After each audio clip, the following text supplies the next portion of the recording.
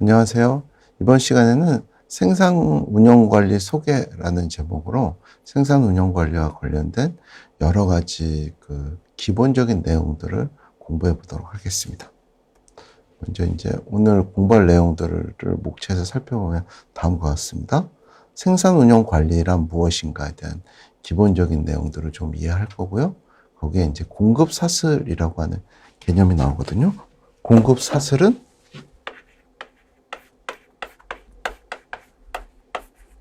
서플라이 체인이라고 해서 내가 제품을 생산해서 그거를 사용하는 소비자까지 연결되는 어떤 경로를 서플라이 체인이라고 해요.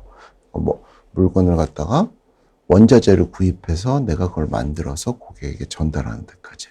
그런 것들이 무엇을 얘기하고 있고 그게 어떤 함의를 갖고 있는지에 대한 내용도 공부할 거고요. 그다음에 서비스하고 제품. 우리가 얘기하는 산업을 분류할 때 보통 1차 산업, 2차 산업, 3차 산업 이렇게 얘기하잖아요. 1차 산업이라고 하면은 농업, 수산업, 광업 같은 거고 2차 산업이 전체적인 제조업, 그리고 3차 산업이 서비스업이라고 하는데 이 제조업하고 서비스업이라고 하는 관점에 대해서도 같이 공부를 볼 거고요. 조직의 본원적인 기능이라고 해서 생산 운영 이외에 재무나 마케팅은 어떤 것인지, 그리고 그런 재무나 마케팅하고 생산 운영이 어떤 관련이 있는 건지에 대해서도 공부할 거고요. 그 다음에 이제 생산 운영이라고 하는 게 한 번에 이루어지는 절차가 아니라 프로세스거든요. 즉, 하나를 뭘 만들려면은 그게 구매부터 시작해갖고, 그렇죠? 내가 원자료를 갖다 구매해갖고 배송을 받아야 되고, 그걸 통해서 공장에서 실제로 제조를 해야 되고, 그런 걸 우리가 전체적으로 다 프로세스라고 하는데 그 프로세스에 관련된 측면. 그다음에 생산운영 기능과 생산운영 관리자라고 해서 생산운영을 담당하는 사람들은 어떤 역할을 하고 어떤 자질을 가지고 있어야 되는지, 그 사람들에게 요구되는 어떤 자질은 뭔지, 이런 것들을 공부할 거고요. 생산운영 관리와 관련된 의사결정들. 생산운영 관리라는 행위를 함에 있어서 발생하는 의사결정들이 무엇이 있는가. 그리고 이 생산운영 관리가 어떻게 발전되어 왔는지, 그 발전 과정, 그 다음에 최근의 비즈니스 이슈, 그 다음에 요 앞에서 얘기했었던 공급 사슬을 관리하는 것과 관련된 필요성, 이런 주제들을 가지고 같이 얘기를 해보도록 하겠습니다. 맨 처음에 생산운영 관리라고 하는 거는, 생산운영 관리는 제품을 생산하거나 서비스를 산출하는 시스템 또는 프로세스의 관리라고 얘기를 했는데, 몇 가지의 단계가 있을 거 아니에요. 그럼 그 단계들을 갖다가 어떤 식으로 관리하느냐라고 하는 걸 우리가 생산운영 관리라고 얘기한다. 제품 같은 경우에 제품과 서비스를 라고 하면, 이게 이제 제품을 만드는 걸 제조업이라고 하고 서비스를 제공하는 걸 서비스업이라고 얘기하고, 다른 말로는 재화와 용역이라고 하는 말도 쓴다고 했죠. 그럼 이 제품에는 뭐가 있느냐? 원자재, 부품, 하위조리품, 최종 제품 이렇게 있는데, 말로는 이렇게 되어 있는데, 그냥 예를 들어 볼게요. 내가 주택을 건설하는 주택 건설업자다. 그 집을 하나 지어서 건설한 사람이에요. 그러면 소비자는 그 주택을 사는 사람이죠. 그럼 최종 제품은 뭐겠어요? 주택이겠죠. 집이 최종 제품이에요. 하위 조리품은 이 집에 들어가는 건데, 이게 하나하나의 원료가 아니라 뭔가 이렇게 패키지 형태로 들어가는 거예요. 예를 들어서 뭐가 있을까요? 싱크대 같으면은 그거 하나가 하나의 제품으로 나오겠죠. 그렇죠? 싱크대 같은 것도 있을 거고. 또 계단. 집에 2층 집이면 계단 같은 것도 있을 거고. 주차장. 이런 것들 다 하위 조리품이에요. 뭔가 만들어져서 제공이 되는 거죠. 부품 그런 거 미치니까. 여기에 기본적으로 벽돌. 그렇죠? 이런 거부터 시작해갖고, 못. 이런 거 다 부품이 되겠죠. 집 하나 만들려면. 원자재라고 하면은 이 부품을 만드는 거니까 내가 철강, 쇠를 만든다거나 목재 이런 거 만드는 게 원자재가 되겠죠. 철강과 목재도 자연에서 자라는 걸 내가 나무를 베가지고 가공을 해야지 그게 들어갈 거잖아요. 그리고 뭐 철강도 철광석을 갖다 내가 캐가지고 그렇죠? 제철 공장에서 가공을 해야지 철광석이 나오겠죠. 그런 걸 만들어서 그걸로 부품을 만들고 또는 하이조리품을 만들어서 최종 제품을 만들어지는 거죠. 이렇게 제조업이라고 하는 분야는 아주 로우 머티리얼부터 시작했고 완성품까지 단계가 있는 거죠. 뭐 집 말고 예를 들어 우리가 PC를 만든다. 그럼 PC 이게 최종 제품이라고 하면 PC 하위 조립품으로 들어가는 게 뭐 각가지 그 PC 안에 보면 그래픽 카드라는 것도 있고 그렇죠. 뭐 마더보드라는 것도 있고 뭔가 그런 것들이 있겠죠. 부품이 된다면 반도체 같은 거 진짜 그렇죠. 그게 부품이 되면 반도체를 만들어야 되잖아요. 반도체 만들려면은 뭐 실리콘 이런 것들이 원자재가 되겠죠. 그렇죠? 이런 식으로 제품이라고 하는 거에는 만질 수 있는, 손으로 만질 수 있는 것들은 전부 다 우리가 제품이라고 얘기하죠. 서비스 같은 경우에는 시간, 장소, 형태, 심리적 가치를 제공하는 행위라고 하는데, 뭐, 우리가 일상생활에서 접하는 거는 사실 제조업보다 서비스업이 훨씬 많죠. 금융, 뭐 은행, 증권회사, 보험회사, 이런 거에서 제공하는 상품도 우리를 만질 수 있는 게 아니죠. 그렇죠? 전부 손에 찍히는 거죠. 이런 금융. 그 다음에 방송. 그 다음에 뭐 모바일 다 쓰니까 통신. 이런 것들. 그 다음에 뭉뚱그려서 엔터테인먼트.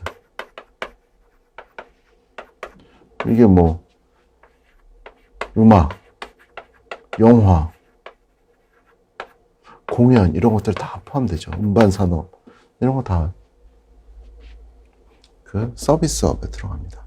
그래서 가만 보면 실생활에서 우리가 그 만나는 어떤 상품들은 제품과 서비스를 나누면 사실은 서비스업이 더 많아요. 그렇죠? 기업은 생산 운영 관리에서 제일 중요한 목적 중에 하나가 수요와 공급을 경제적으로 일치시키기 위해서 노력을 하는 거죠. 즉 수요를에 맞춰서 공급을 갖다 하는 거고, 그다음에 뭐 반대로 내가 뭐 공급을 갖다 많이 할 수 있는 환경이라 그러면은 많이 팔기 위해서 노력하죠. 그렇죠? 수요의 핵심 기능이 판매와 마케팅. 뭐 이걸 이제 구분해 놨는데 마케팅이 더 큰 개념을 쓰기도 하는데 경우에 따라서는 세일즈 앤 마케팅이라고 해서 물건을 파는 행위라 그 물건을 팔기 위해서 광고를 한다거나 하는, 그렇죠? 노출을 시킨다거나 그런 행위를 마케팅이라고도 해요. 그래서 어쨌든 판매와 마케팅이 수요 쪽과 관련된 거라고 한다면 공급 쪽과 관련된, 공급이 생산하는 것과 관련된 거를 생산 운용에서 담당하고 있습니다. 그래서 일단 생산 운영 관리라고 하면은 그러니까 제품뿐만 아니라 서비스라고 하는 것까지 같이 이제 생각을 해보면 좋을 것 같고요. 그러면 뭐 기업의 세 가지 기능이라고 얘기를 했는데 기업뿐만 아니라 다른 그 조직, 어떤 그 정부기관이라고 하는 것도 가만히 보면은 세 가지의 본원적인 기능이 있는데 그 세 가지 기능이 재무, 마케팅, 생산 운영이에요. 재무라고 하는 거는 어떤 자금을 관리하는 거죠. 자금을 관리하는 거니까 자금을 관리한다라는 거는 결국 돈을 구해서 구한 돈을 어떻게 돼요? 쓰는 거죠. 그게 자금을 관리하는 거예요. 그럼 돈을 구하는 걸 자금 조달이라고 하죠. 돈을 어떻게 구하느냐? 물론 내가 제품을 생산해 갖고 제품을 갖다가 판매해 갖고 소비자로부터 얻을 수도 있는데 그것뿐만 아니라 최초 회사를 경영하게 되면 주주들로부터 출자금을 받죠. 그렇죠? 주주들이 너 회사에 투자할게 그럼 돈을 낼 거 아니에요. 그거 가지고 우리가 어떻게 해요? 회사를 경영해 갖고 수익이 나오면 배당을 해주는 거죠. 그렇죠?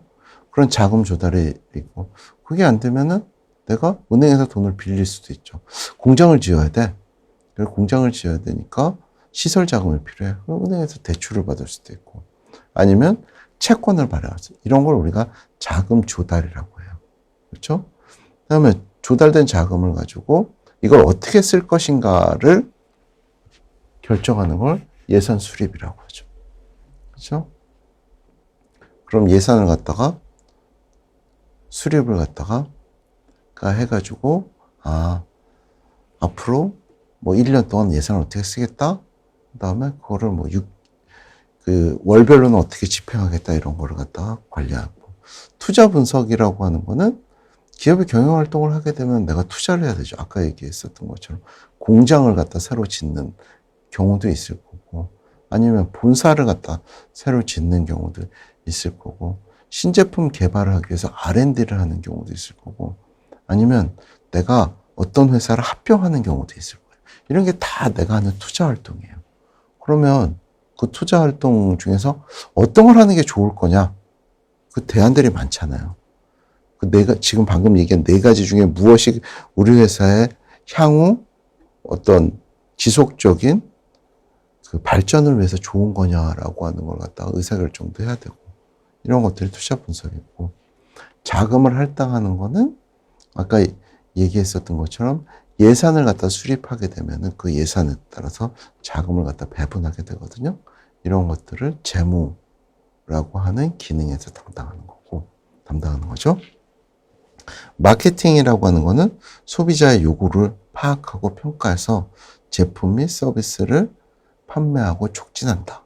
즉, 지금 소비자들이 나한테 어떤 제품들을 원하고 있는지, 그렇죠? 내가 휴대전화를 만드는 사업자라고 하면 어떤 기능의 제품들을 원하고 있지? 가격대는 좀 더 싼 걸 원하는가? 아니면 이 정도 가격대에서 어떤 기능을 요구하고, 이런 것들을 알아야 되고, 그거에 맞춰서 제품을 만들어야 되는 거는 이제 생산 운영에서 하는 거고, 만든 거를 고객에게 잘 노출시켜 갖고, 그렇죠? 광고도 하고, 그 다음에 소비자들에게 서베이를 해가지고 꼭 괜찮은지에 대해서도 물어보기도 하고, 그 다음에 뭐 무슨 그 신상품에 대한 판매 발표회도 하고, 이런 것들이 마케팅에서 하는 일이죠. 생산 운영은 실제로 제품을 만들고, 그 다음에 아까 얘기했었던 것처럼 뭐 서비스업이라고 하면 그 서비스를 제공하는 것, 이걸 우리가 생산 운영이라고 얘기를 합니다. 그래서 기업의 3가지 본원적 기능을 얘기해보면 재무, 마케팅, 생산 운영이라고 얘기할 수 있어요.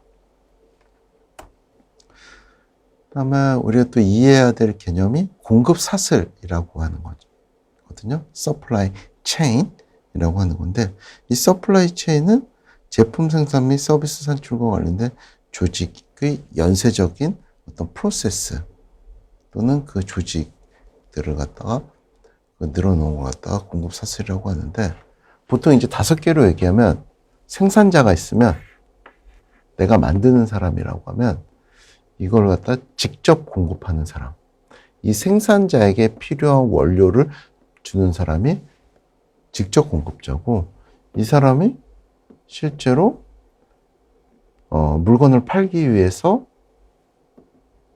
그 판매하는 사람을 유통업자라고 얘기하고, 유통업자에서 실제로 최종 소비자, 내 물건을 갖다가 사용하는 사람이 있는 거죠. 그다음에 이 직접 공급자에 또 뭔가를 갖다 공급해 주는 사람이 공급자의 공급자라고 얘기를 하죠. 그래서 뭐 그냥 빵이라고 하면은 내가 빵을 만드는 공장이에요. 뭐 우리 식빵 같은 걸 만들어요. 그럼 식빵을 만들면은 그걸 어디서 사요? 내가 제과점이라고 하면 직접 가서 사지만, 제과점이 아니면은 슈퍼마켓 또는 마트 같은 데 가서 사잖아요. 이 빵 공장에서 마트에다가 납품하면 소비자가 이 마트에 가서 사겠죠. 그러면 이 빵을 만들기 위해서는 필요한 게 밀가루도 있을 거고, 뭐 달걀, 뭐 기타 등등인데, 그런 밀가루를 갖다가 어디서 구매하냐면 제분소에서 할 거예요. 그럼 제분소는 자기가 직접 농장을 가지고 밀을 재배하진 않고 밀을 재배하는 농장, 그렇죠? 그런 밀 재배업자한테서 밀을 사다가 밀가루를 만들어서 납품한 여기서 빵을 만들어서 슈퍼마켓에 넣고 소비자까지 가는 이렇게 이 위에서 나왔었던 거랑 바로 연결돼 보면 공급자의 공급자, 뭐 직접 공급자, 생산자, 유통업자, 최종 소비자의 관계라고 볼 수 있어요. 이거를 이런 말도 하죠. 공급자를 다른 말로 여러분들 들어보셨을 건데 벤더라고도 많이 하죠. 벤더. 그래서 보면은 우리나라 같은 경우 이제 제조업체 중에서 제일 대표적인 게 뭐 삼성전자, 현대차 그런데 이런 데들에 보면은 어떤 회사는 뭐 삼성전자나 현대차의 1차 벤더야라고 얘기하죠. 1차 벤더라고 하면 뭐냐면 직접 공급자예요. 그다음에 2차 벤더라고도 얘기하죠. 2차 벤더는 자기가 직접 납품하진 않는데 이 공급자한테 물건을 납품하는 2차 벤더라고 그러죠. 2차 벤더한테 다시 뭔가를 갖다가 만들어주는 사람은 3차 벤더겠죠. 그렇죠?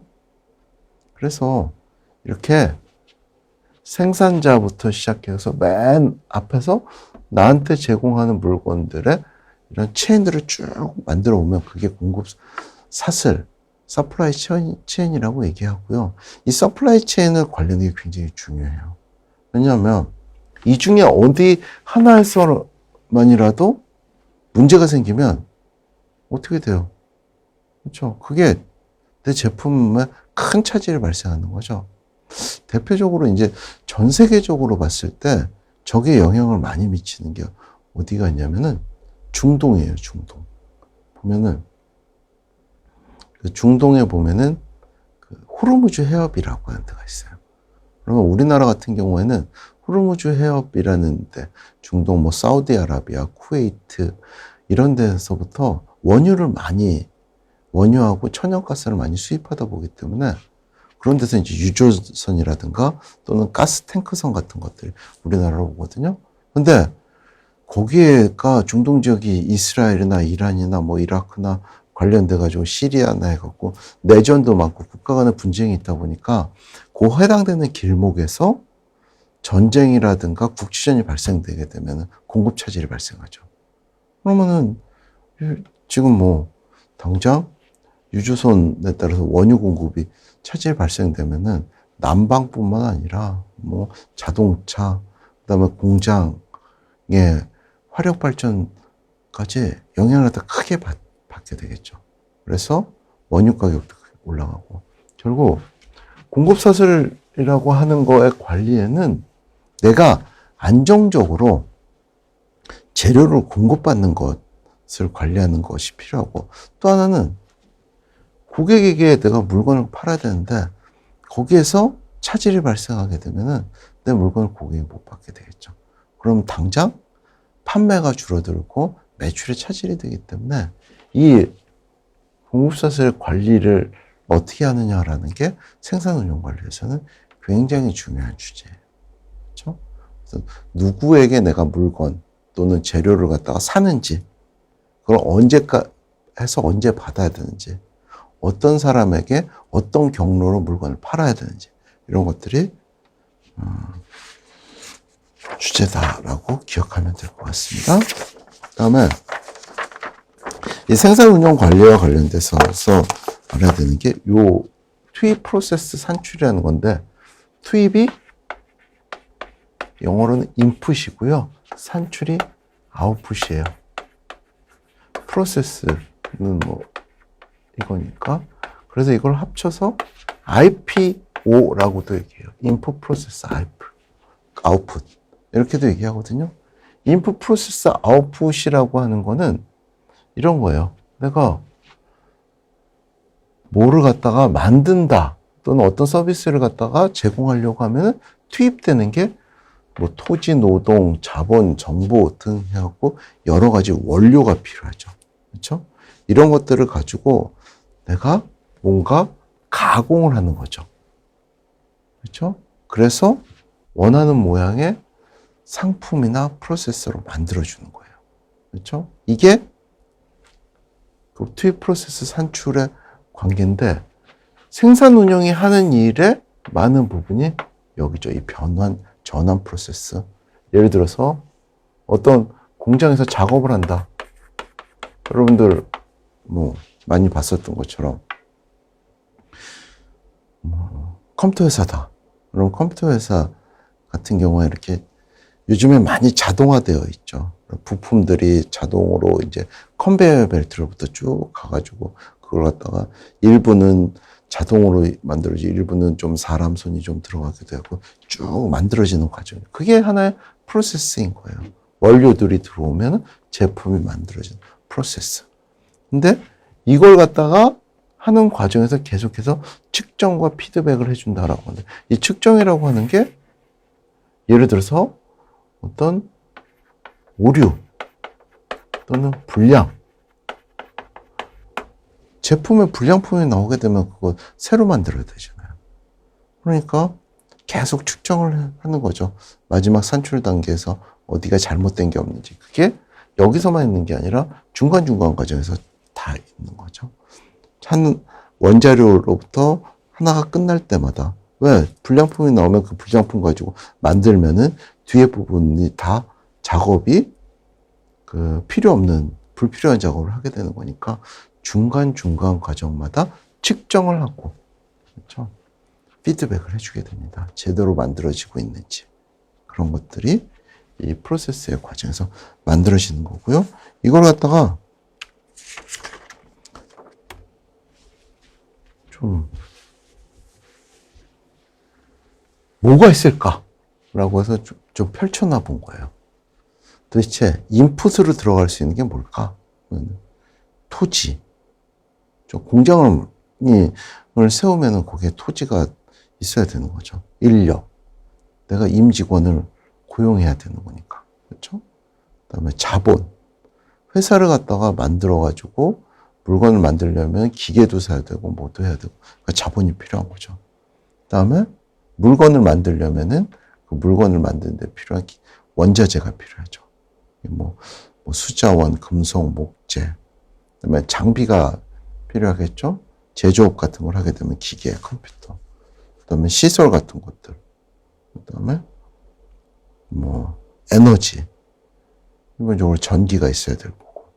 그다음에 기타, 정보라든가 시간 이런 것들이 전체적으로 뭔가를 하기 위해 투입되는 인풋이에요. 그렇죠? 그래서 생산 운영 관리에서는 원가 관리를 잘해야 돼요. 내가 제품 하나 만들었는데 잘 만들었어. 그리고 잘 팔려. 그래서 뭐 컴퓨터 하나를 만들었는데 200만 원에 팔았어. 근데 그걸 만들기 위해서 내가 재료도 고급하고 하다 보니까 250만 원이 들어왔어. 이렇게 장사하면은 그 회사 오래 못 가죠. 그렇죠? 그렇게 의사결정하면 안 되는 것처럼 투입되는 자원에 대해서는 원가 관리를 갖다 확실히 해줘야 되는 거죠. 그리고 변하는 뭐 기계 같은 경우를 절단하거나 구멍을 뚫는 드릴링 이런 것부터 시작해갖고 배달해주는 운송, 그다음에 뭐 교육도 시켜야 되고, 그다음 농작물 재배도 하고, 그다음에 여러 가지 재료들을 갖다 혼합도 하고, 제품 만들면 그걸 포장도 하고, 복사도 하고, 분석도 하고, 개발도 하고, 이런 것들이 다 어떤 프로세스 과정들이에요. 회사 내에서 이루어지는 제품을 만들거나 또는 서비스를 갖다 산출하기 위해 여러 가지 프로세스고요. 그다음 산출물로 보면은 제품, 뭐 주택, 자동차, 의류, 컴퓨터, 식품, 교과서 그냥 써놨는데 이거 말고 수도 없이 많죠. 그러니까 사용하고 있는 눈에 보이는 건 전부 다 제품인 거고요. 서비스는 건강관리, 뭐 병원 그런 것들이죠. 건강관리. 그다음에 오락, 자동차 수리, 법률 서비스, 금융, 통신 이런 것들이 전부 서비스라고 볼 수 있습니다. 근데 가만히 보면은 이 제품과 서비스가 딱 하나로 보여지는 게 아니고 어떤 그 일은 제품과 서비스가 대부분 겹쳐져요. 밑에서부터 보면은 자동차를 조립해서 또는 뭐 강초를 제조한다 그러면 그냥 자동차를 만드는 것까지는 거의 제조업이라고 볼 수 있는데, 이걸 내가 그 고객에게 판 다음에, 그 다음에 애프터 서비스라고 해서 뭔가 고객이 가져오면은 그 자동차를 만든 다음에 뭔가 그 기능이 좀 불편해지거나 또는 고장이 나거나 해주면 수리도 해줘야 되고, 그러면 자동차 같은 경우에 이걸 만든 다음에 정기적으로 뭘 해줘야 돼요? 뭐 오일도 교환해줘야 되고, 이런 것들은 일종의 서비스라고 볼 수 있거든요. 그래서 제품 서비스가 다 걸쳐져 있어요. 물론 어떤 것들은 만드는 부분에 아주 작은 것도 있겠죠. 병원에서 수술을 한다거나 아니면 무슨 음악이나 미술 같은 걸 내가 교습을 한다거나, 이런 것들은 서비스라고 하는 게 많이 있지만, 사실 그렇다고 하더라도 수술을 하더라도 기본적으로 그 필요한 재료들이 있을 거 아니에요. 그렇죠? 뭐 붕대도 있을 거고, 그다음에 장비들 중에서 기계 장비도 있을 거고, 그런 거는 제품과 관련된 걸 거고, 그다음에 교습을 하는 경우에도 여러 가지 그 원료가 되는, 그렇죠? 뭐 미술이라면 뭐 스케치북부터 해서 붓이라든가, 그다음에 물감이라든가 이런 것들은 기본적으로 필요한 걸 거고. 그래서 제품 서비스 연속선이라고 하는 거는 내가 가만히 보면 산업 자체를 딱 제조업이다, 서비스업이다라고 딱 구분하기보다는 내가 얻고자 하는 최종의 어떤 산출물은 이 제조업하고 서비스업이 연결되어 있는 그런 것들이 같이 어느 정도는 연관되어 있는 그런 내용이다라고 볼 수 있습니다. 그다음에 이제 부가가치라고 하는 걸 보면은, 부가가치는 투입물의 원가와 산출물의 가치나 가격 간의 차이를 얘기하는데, 이 부가가치라고 하는 개념을 갖다 봐야 돼요. 부가가치는 기본적으로 원료들에 대한 전체적인 가치, 그렇죠? 그거에다가 내가 최종적으로 판매하는 가치 간의 차이인 거예요. 그래서 컴퓨터 하나를 내가 100만 원에 팔았는데, 이 컴퓨터를 생산하는데 필요한 여러 가지 그 투입물의 원가를 갖다 다 합쳤더니 80만 원이더라. 그럼 부가가치는 얼마냐? 20만 원이 되는 거예요. 그렇죠? 그게 어떻게 보면 이익이라는 거랑 마찬가지죠, 기업에서. 그래서 기업은 뭔가 이익이 남아야지. 또는 우리가 시장에서 물건을 팔거나 또는 그냥 장사를 할 때 마진이라는 말을 많이 써요.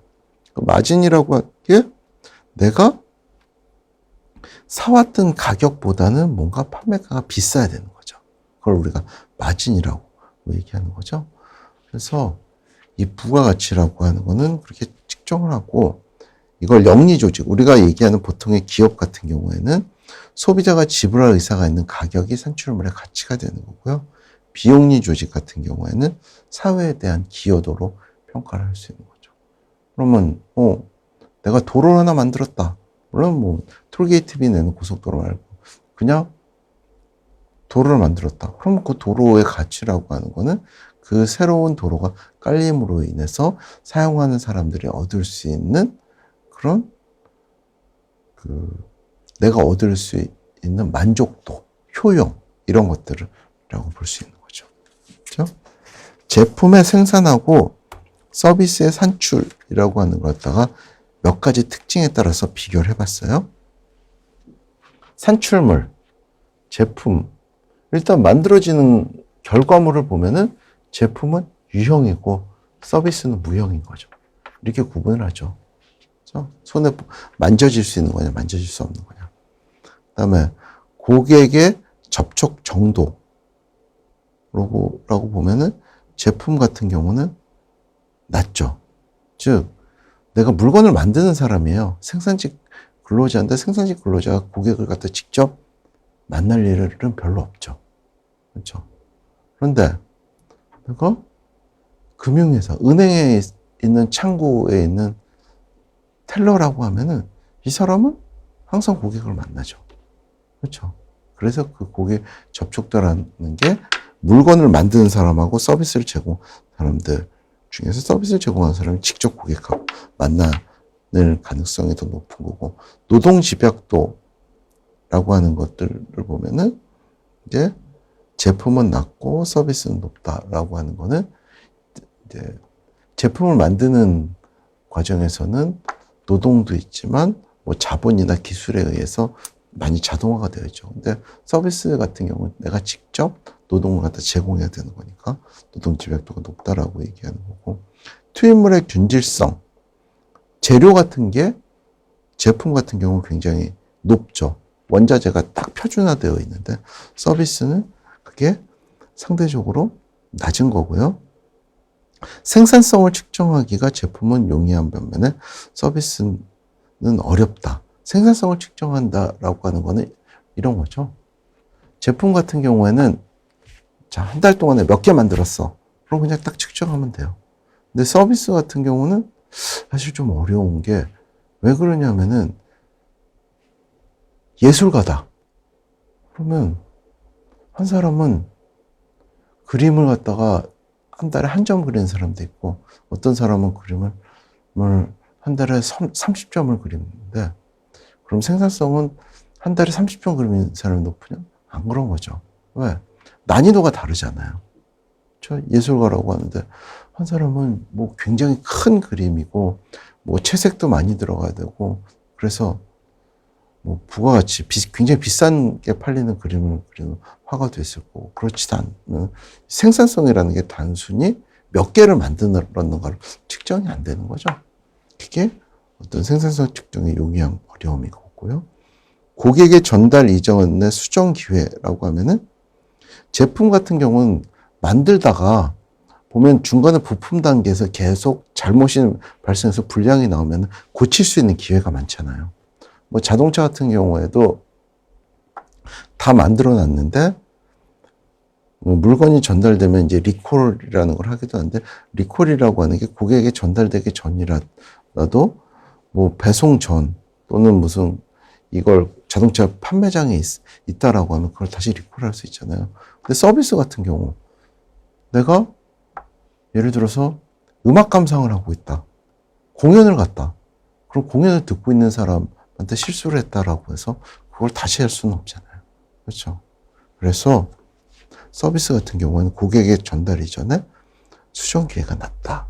그다음에 재고 같은 경우에 제품 같은 경우에는 많죠. 근데 서비스는 재고라는 개념이 별로 없어요. 재고는 물건을 쌓아놓다가 파는 건데, 서비스 같은 경우에는 오는 대로 내가 그 어떤 용역을 갖다 제공하는 거기 때문에 서비스의 재고라는 거는 굉장히 적은 거고요.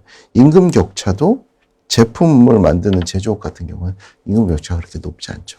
근데 서비스업 같은 경우 아까 얘기했었던 것처럼 예술가 또는 뭐 의료 서비스, 법률 서비스 보면은 차이가 많이 납니다. 그렇죠?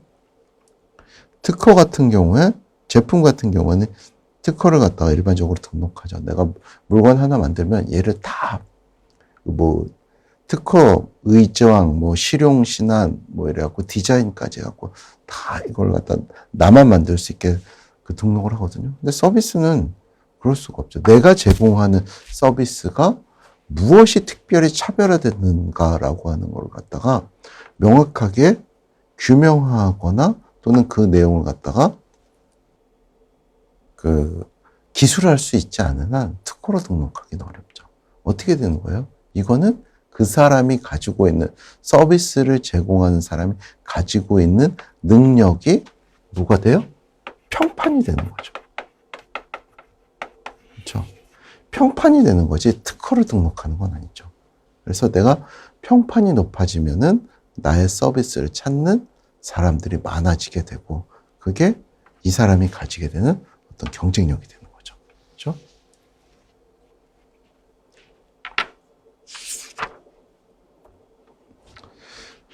제조업과 서비스업과 관련돼서 뭐 한번 생각해 볼 만한 주제로 가져왔는데, 이 제조업과 서비스업이 대부분의 선진국 경제에서 제조업보다 서비스업이 차지하는 비중이 높아지고 있어요. 이게 가만히 보면은 우리가 예전에 이런 말을 많이 했어요. 중국을 뭐라고 했냐면은 그 지구의 공장이란 말을 많이 했어요.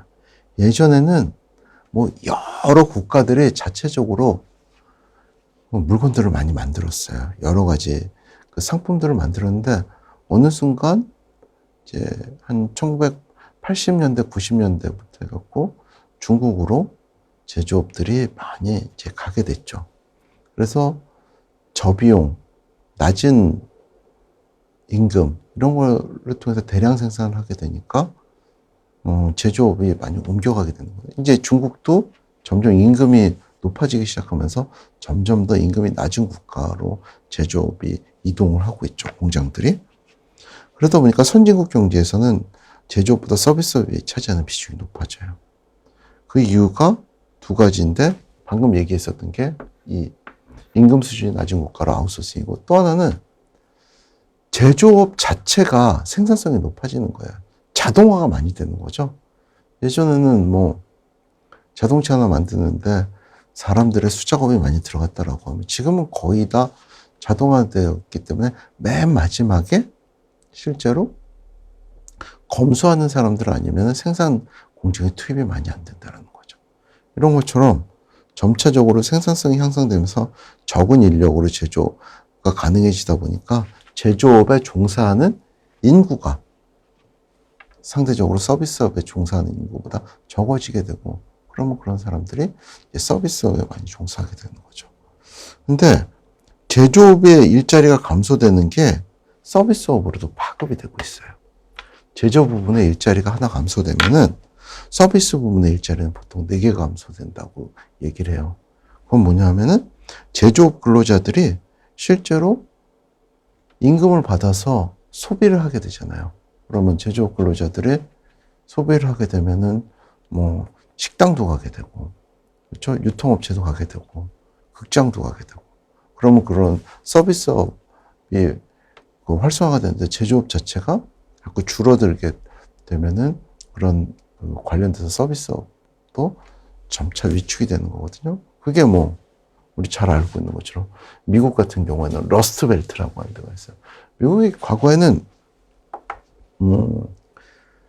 철강회사, 피츠버그 같은데 철강회사라든가 디트로이트의 자동차 회사라든가 이런 데들이 전 세계에서 가장 이제 그런 해당되는 상품들을 많이 만들어내는 제조업들이 있었는데 점차 그런 것들을 자꾸 해외로 아웃소싱을 하다 보니까 그런 지역의 경제가 좀 어려워지게 되고 그걸 뭐라고 부르냐면은 러스트벨트라고 얘기하거든요.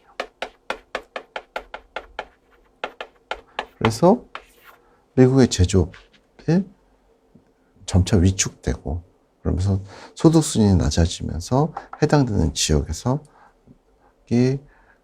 경제적으로 발전을 갖다 잘 못하게 되는 그런 것들이 있었거든요.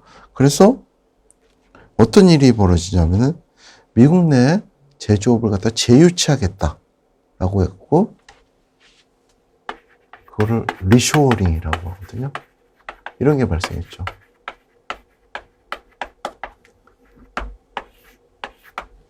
해외에 나가 있는 생산 공장을 다시 자국 내로 가져오자. 그래서 미국 같은 경우에 이런 리쇼어링이 이제 대표적으로 나왔던 게 이제 트럼프 대통령이라는 사람이 나오면서 리쇼어링을 갖다가 얘기하면서 선거에서 승리를 했었죠. 그러면서 자국 내에 있는 기업들, 미국 내에 있는 대표적인 이제 기업들, 뭐 애플이라든가 이런 데다가 자국 내 공장 지어라 이런 요구들을 하게 된 거고 우리나라 같은 경우도 뭐 삼성전자, 현대자동차 이런 회사들을 갖다 자국 내 공장 지으라고 해갖고 삼성전자 반도체 공장 뭐 미국의 텍사스 오스틴에 짓고 그다음에 현대자동차 같은 경우는 미국의 엘라바마, 기아차, 뭐 애틀랜타 이런 데다가 공장을 갖다 짓고 있죠. 공장을 짓고 운영을 하고 있죠. 그래야지 자국 내 이제 제조업이 돌아가고 그게 결국 경제를 활성화시키게 되니까 그래서 제조업과 서비스업을 가만히 보면은 선진국 사회가 될수록 서비스업의 비중이 높아지는데 서비스업의 비중이 높아지다 보니까 제조업들이 점점 경쟁력을 갖다 잃어가고 그러다 보니까 경제 전반적인 발전에 어떤 어려움이 생기게 되고 그러다 보니까 자국 내로 다시 제조업을 유치하는 이런 리쇼어링 같은 것들이 만들어지고 있다. 이런 것들을 참고적으로 알면 좋을 것 같아요. 실제로 이건 한 2019년 정도 데이터인데요. 2019년 정도 데이터 보면 아까 얘기했었던 것처럼 전 세계에서 제조업 비중이 한 국가 내에서 제일 높은 데가 이제 보통 중국이 있어요. 거의 30%. 그러니까 우리나라가 제조업 비중이 굉장히 높은 편이에요. 우리나라도 이제 뭐 OECD에 속하고 그러기 때문에 선진국이라고 분류가 되는데 선진국 중에서 제조업 비중이 제일 높은 나라 중에 하나예요. 27.5%. 그 다음에 상대적으로 높은 데가 독일, 미국 같은 데는 11%죠. 비교해 보면은 우리나라 한 3분의 1밖에 안 되는 거예요, 비중이. 그리고 프랑스, 캐나다 이런 데들은 거의 10%나 10% 미만.